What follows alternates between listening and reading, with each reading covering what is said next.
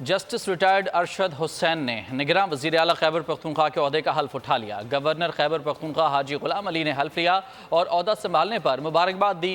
عوامی national party اور تحریک انصاف نے خیبر پختونخوا میں نئے نگراں وزیر اعلیٰ کی تعیناتی پر تحفظات کا اظہار کر دیا۔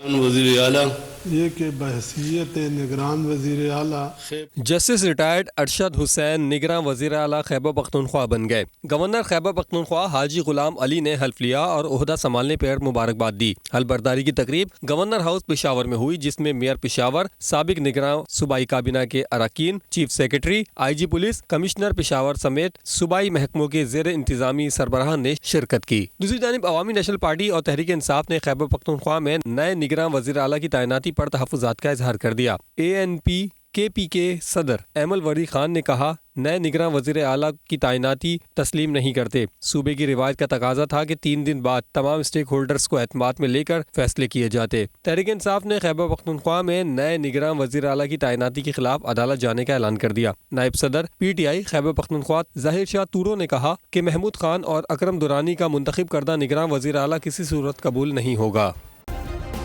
سبسکرائب کریں اور بیل دبائیں تاکہ کوئی خبر رہ نہ جائے۔